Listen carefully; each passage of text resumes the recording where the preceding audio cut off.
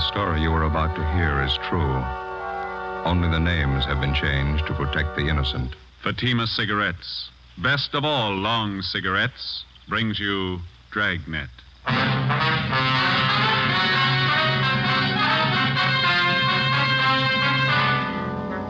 You're a detective sergeant. You're assigned to narcotics detail. A gang of veteran dope peddlers moves into your city. They offer $100,000 worth of heroin for sale. They make their contacts. They're ready to do business. Your job, stop them.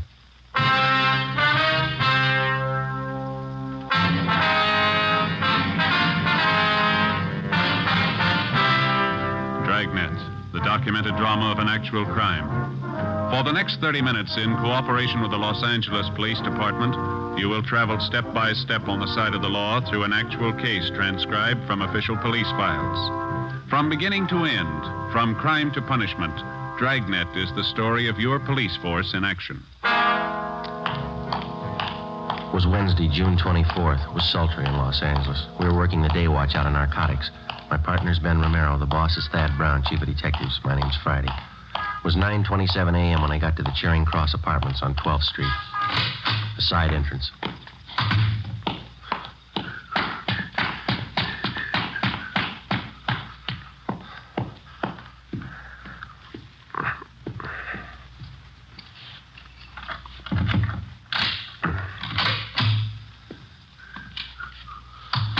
Hi. Hi. Anything doing? Nothing. How's the bug working? Better. One of the fellows in the crime lab came out and fixed it last night, went next door and replaced the microphone. I'm getting real sour on this detail, Joe. Well, here, let me take over for a while, huh? Yeah, you bet you. Here.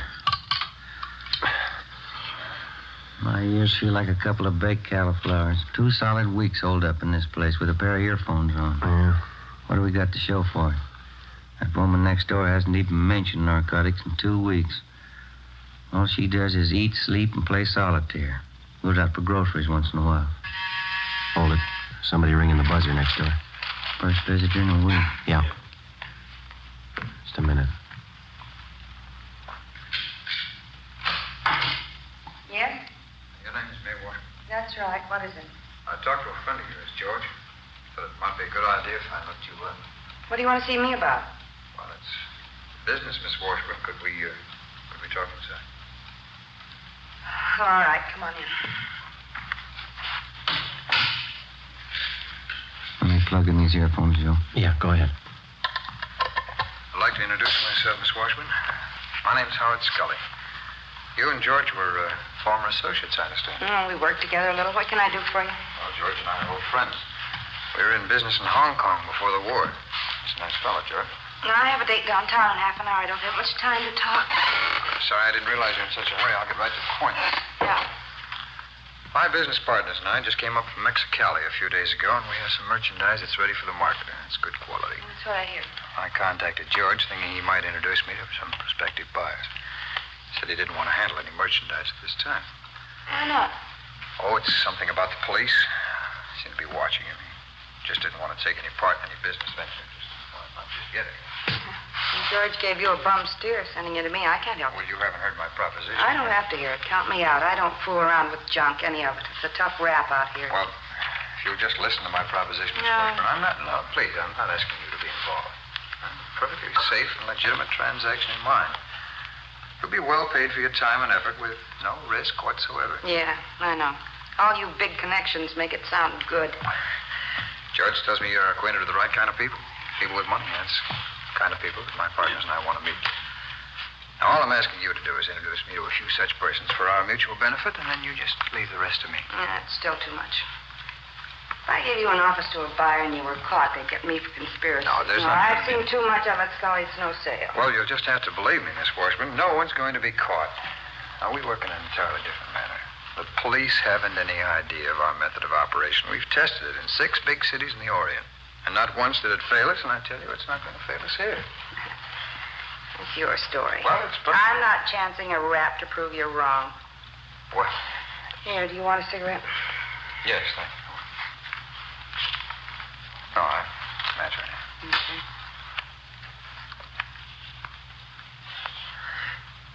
Thanks. Now, I'm only asking one thing, Miss Washburn. An introduction to the right party, and that's all. Now, you know my reputation. I'll make it well worth your while. If the connection is right, you can live on your take for the rest of the year.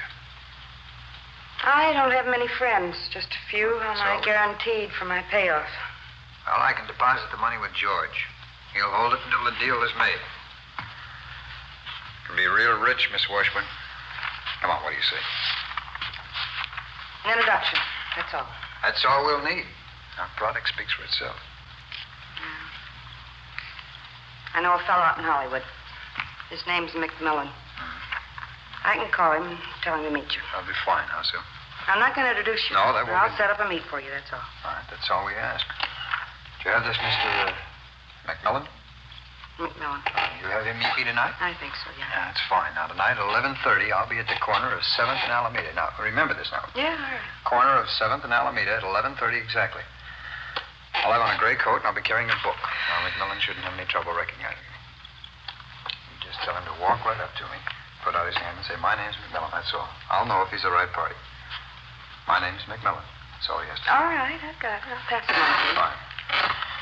Well, I'll make arrangements with George as soon as possible to take care of your fee. Thank you very much, Miss Washburn. Not at all. Just don't be too sure of yourself. The fuzz in this town could smell a bite 3 miles away. We'll take care of the police, Miss Washburn. The system should teach them a few lessons. Well, goodbye, Miss Washburn. Thanks very much. Yeah. Don't come here after this. Call me on the phone. Certainly. Goodbye. Joe, wait a minute. She's going for the phone. Come on.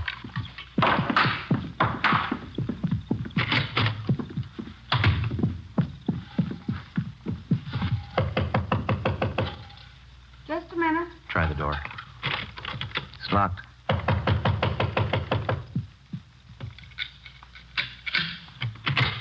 What do you want? Police officers. All right, what's the pitch? I'd like to talk to you downtown. About what? Howard Scully. What about him? We know why he was here. Get your coat, please. I haven't done anything. Come on, lady, let's go. I told Scully I didn't want in. He made the proposition, but I didn't buy it. You know that. I didn't buy a word of it. We did.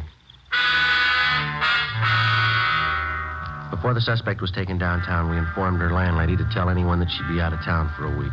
That information was to be passed on to any of her friends or business acquaintances who might try to contact her. After that, we took Mae Washburn back to the office. After being questioned thoroughly, she was detained for further investigation. At 2 p.m., Ben and I met with Captain Kearney, Central Narcotics, and Inspector Virgil Beckner, State Narcotics Bureau, Southern Division. $100,000 buy, is that what they have in mind? That's the word around town, Skipper. Washburn girl told us the same thing. The Washburn woman was approached for an office, huh? Yes, that's right, Beck. She was ready to go when we picked her up. Pusher's Howard Scully, you remember him? About 9 years ago, wasn't it, the Tijuana deal? 8 or 9 years, yeah. That big heroin buy, they tagged every one of the gang but Scully. Yeah, he's no amateur. He's got every narcotic law in the book memorized. He sets the deals, takes the gravy, but he never gets tagged. How about the federal narcotics men, Romero? They've been briefed on this deal? I called Harry Stone over there this morning. They've been following it, too. Said he'd be over this afternoon. The setup of this McMillan guy. What do you think, Captain? Clear sailing there, Beck, as far as I can see. Scully set up to meet with Mae Washburn. Ben and Joe grabbed her before she could contact McMillan. Unless Scully's got a Ouija board, he still must figure everything's Jake. Then we could have a man meet with Scully tonight and pass himself off as McMillan. Well, shouldn't be too much trouble. From the way he talks, Scully's never seen McMillan. Has no idea what he looks like. It's just a guess. Neither one of you are known to Scully, are you? I never met him or his friends. I worked that case last February when we grabbed Ray Murdoch. He used to be a mule for Scully. That's the closest I've been. Well, I'm afraid that's too close. You know how many hype friends Murdoch has in this town. If any of them spot you and pass the word to Scully, the whole deal's choked off. Joe? You think you could pass yourself off as McMillan for a couple of days? I'd like to give it a try. Beck, what do you think? Good with me. We can help with the tailing. Only one possible hitch I can see. Yeah? We're not positive this guy McMillan's a total stranger to Scully. It sure sounded like it, didn't it, Joe? The way Scully and the Washburn girl were talking. It's possible Scully might have seen a picture of McMillan. Maybe he knows something about his background, his habits, how he does business. Well, it's possible, yeah. Suppose Scully starts asking you questions, Joe. How are you going to cover? Well, we could talk to the Washburn girl again. She might brief us. Now, if we need the guy's life history, let's pick it up firsthand. How do you mean? Get McMillan. Late that afternoon, Stanley McMillan was located at a small restaurant out in the valley and quietly placed under arrest. He was booked at one of the outlying stations on suspicion of violating the State Narcotics Act. We questioned him and got all the necessary information on his background that we needed. He told us that he had never seen or had any dealings before with Howard Scully. 7:30 p.m. I went home, changed my clothes, put away my gun, ID card, and the rest of my identification. An hour later, I checked in at a small hotel near 5th and Main Streets. 11:15 p.m., I left the hotel and started for 7th and Alameda Streets, where the scheduled meet with Howard Scully was to take place. As in most cases, there was one all-important rule that I had to work by. If the suspects were to be arrested and successfully prosecuted, we had to get them with narcotics in their possession or under their control. And one of the first things that the working detective learns is that dealers such as Scully rarely do the actual handling of narcotics except at the actual moment of sale. If the officer fails to make an arrest at that moment, the odds are stacked heavily against the conviction of the narcotics criminal. 11:30 p.m. I got to the corner of 7th and Alameda Streets. I walked up to a man standing by a lamppost. He was short, heavily built, dark hair, dark eyes, and a small scar on his chin. He had on a gray coat, and he carried a book under one arm. I put out my hand. Yes? My name's McMillan. Oh, glad to know you, Mr. McMillan. My name is Scully. Who are you?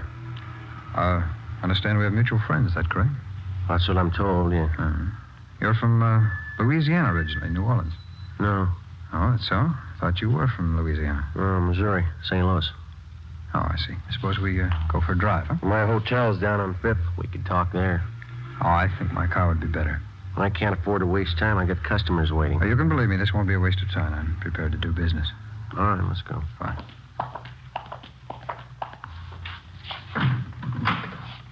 No, go ahead, McMillan. All right, thanks. Oh, will you raise that handle on the other side so I can get in? Yeah, sure. Fine. Thank you.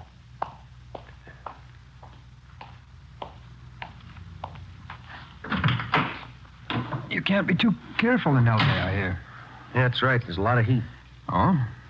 I hope none of it's on you. Don't worry, I'm clean. No tumbles.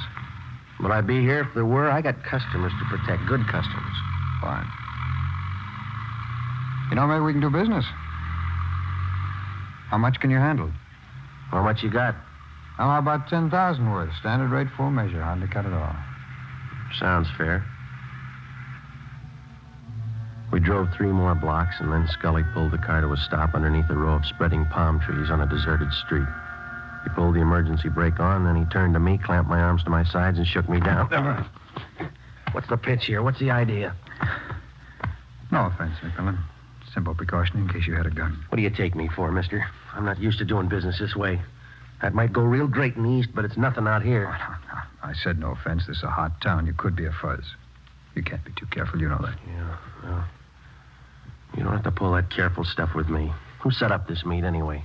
May Washburn. All right. If you can't trust her, you can't trust me. Or maybe I'm not in the mood for business. No, come on. Take it easy, Mac. We work this right, and we both got a good deal. Well, let's get to the point. Where's the stuff? You bring the money, we'll bring the merchandise. Wait a minute. The car that pulled up behind us. Let's get out of here. Oh, you're nervous, Mac. Relax. That's my partner. Come on, I'll introduce you. All right.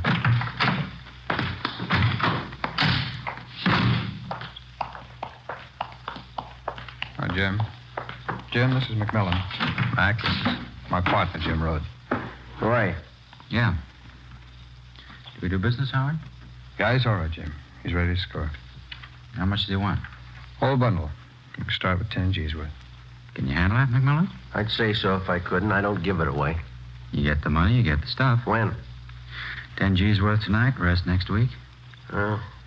Midnight now. What do you expect me to do? Bring the money with me? Howard will pick you up at 3 a.m., same corner. Sure. Well, that doesn't give me much time, does it? It's enough time if you're really looking. If you're just shopping, we'll forget about it right now. A lot of my customers live out of town. That's interesting. 10 grand is no geezer. Suppose I can't get all the money together.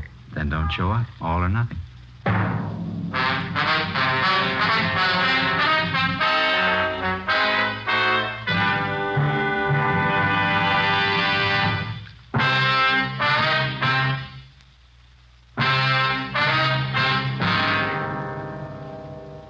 June 25th, Thursday, 12:30 a.m. I had 2.5 hours to raise $10,000. The narcotics dealers, Howard Scully and his partner, Jim Rhodes, had laid it out for me. Either I had the money by 3 a.m. or there was no deal. If it failed to come off, our plan to trap the narcotics gang would be worth nothing. Rhodes and Scully could possibly find another buyer without our knowledge, make a deal, and flood the market with their store of narcotics. I knew it'd be impossible to get the $10,000 together.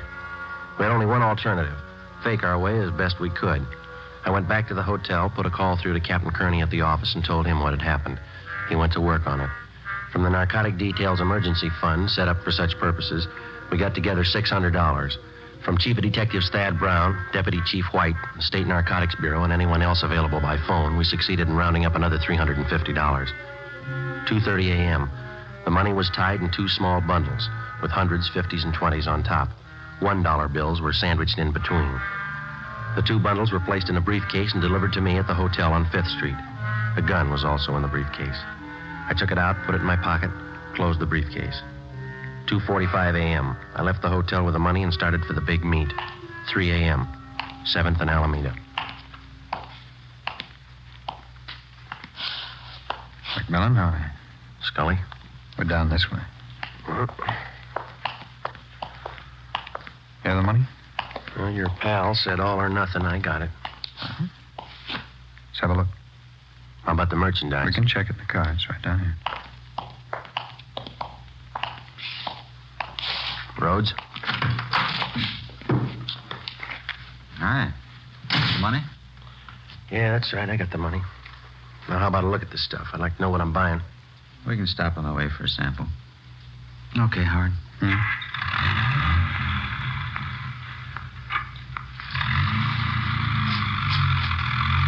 Care for some, McMullen? What do you got? Cashew nuts. Have some. Thank you. There's lots of heat in this town. Cops as thick as flies. Yeah, that's right. Rough time. I gotta be careful. What's the reason, anyway? When to start? Well, about 6 weeks ago, Bulls tagged some high school kids. Half dozen of them. Huh? What for? Well, they were regular hypes. Just punks, 18-year-olds. A couple of them were 17. Young squirts. Yeah, and the heat's gonna get worse. One of the punks cashed in yesterday. Read it in the paper. Overdose. Not gonna help, is it? Well, I'll tell you one thing. I'm playing it close. I got good customers, and I'm not gonna risk my neck. How much stuff you think you can handle a month, McMillan? No thanks, no more. Oh, I got about 30 mainliners. They're regular and they're sure. 8-10 ounces a week, but they like good stuff, no alley hype junk. Howard must have told you it's all we handle good stuff. If it goes right, we could make it a permanent connection with you. Well, I'd like to see what you're offering first. We'll have a good look. All right, Howard, you know where to pull up. Yeah.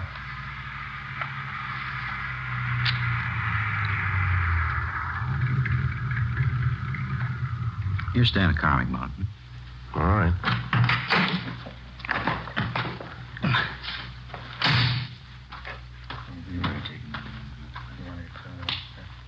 Yeah.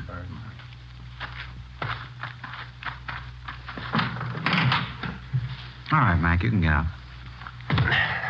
Yeah. There you go. Some of the best white stuff you've seen in a long time. Satisfy yourself. Okay. All right. Okay, it's standard. It's all good. Not just that sample. Okay, I'll go. Okay, now how about the money? All right, have a look. There you are. 1 stack. 2 stacks, 100s, 20s, 10s. A few 5s in there. It's 10 grand. Satisfied? Okay. Jim? Right. Oh, excuse me, Mac, just a minute. I'm just checking. What do you think you're doing? Get your lousy hands off of me. Now, no offense, McMillan. These are simple precautions. Precautions, nothing. We're doing business, aren't we? You shook me down once tonight. Now, how many times are going to take you? No offense, Mac. He's just checking, that's all. All right, then. Suppose I fan you 2 down. I got the dough. How do I know this isn't a hijack deal? Now, come on. This business works both ways. Either we have a deal or we don't. We play ball on both sides or not at all. I'm getting sick and tired of taking second place. Okay, Mac, okay. Take it easy. Forget it, Howard. Let's all go back to the car. Sure. I'm sorry, Mac. No offense. Yeah.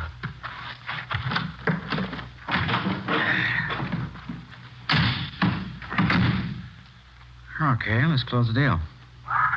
Where are we going to go? Don't worry, it's a safe place. Okay, Howard.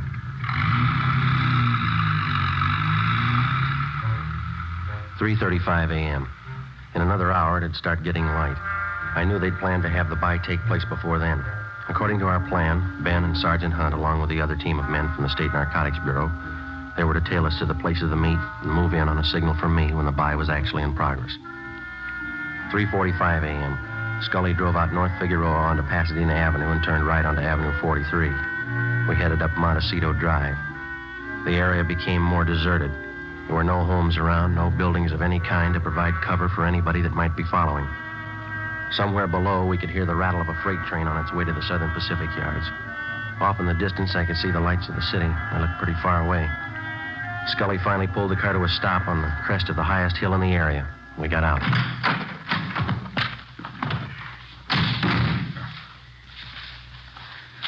What do you think, Mac?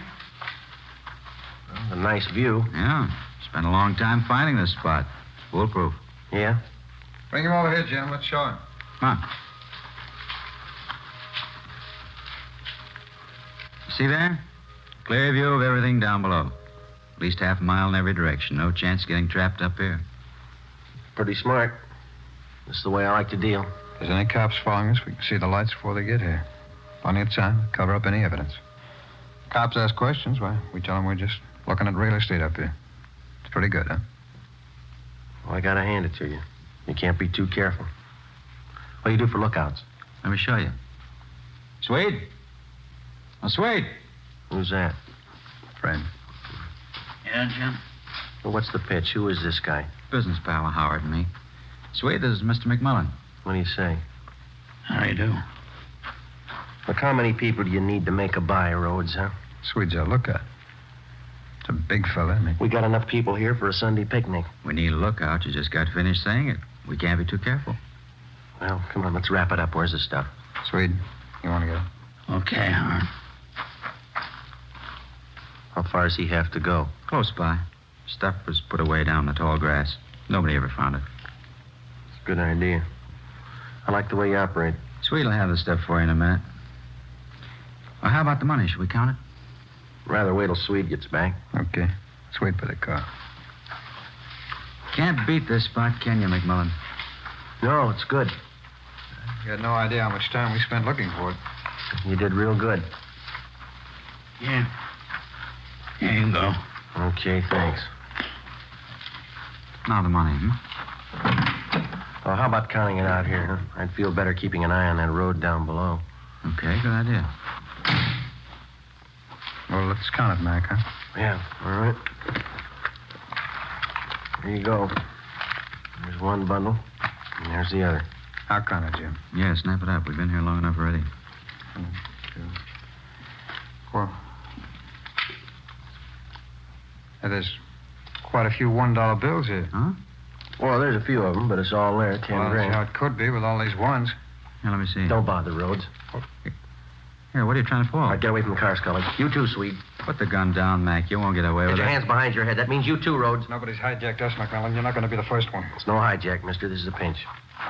He's a fuzz. He's a lousy fuzzy. I knew I should have found him again. Shut up, Howard. You know we can square this with you, Mac. 5 grand cold cash, no questions. You're talking to yourself, Rhodes. I'll make it 10. 10 grand cash. Now, you can't afford to pass that up. Come on, how about it, Mac? You're human just like we are. You can use the dough. You keep your hands behind your head, mister. Use some sense, copper. Swede's as strong as a horse. I could put him on you, he'd break every bone in your body. You'll have to get past this gun first. You're not going to stop all three of us. How do you think you're going to get back to town? Don't worry, you won't have to walk. You'll never get us downtown. Swede'll break you in half. He'll kill you. You just gave me an idea, Rhodes. Huh? You're pretty tough. Shouldn't bother you. I'll kill the Swede right now. You and Scully can carry his body in front of me. We'll start walking down that road and we hit the nearest place with a phone. I think that'll take care of it, won't it? He hasn't got the guts, Jim. Turn around, Swede. Oh, look, don't kill me, mister. I'll go with you. Don't shoot. Turn around. Stay where you are, Scully. Don't kill him, Copper. Don't kill Swede. We'll do anything you say. Somebody coming. Look, Mac, we'll give you every dime we own. $50,000. Now tell him nothing's happened. Ben, over here. 50 grand, Mac. You can't lose. Right, Joe. Back over this way. The 3 of them, Ben. Okay. All right, behind your back.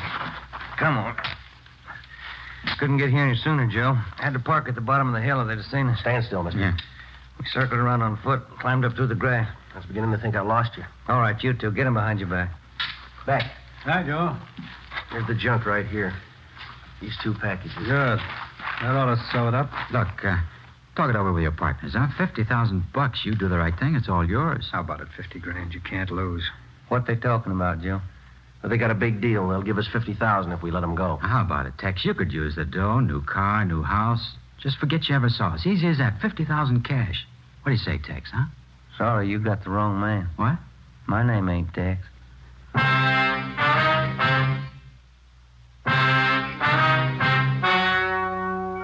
The story you have just heard was true. Only the names were changed to protect the innocent. In a moment, the results of their trial.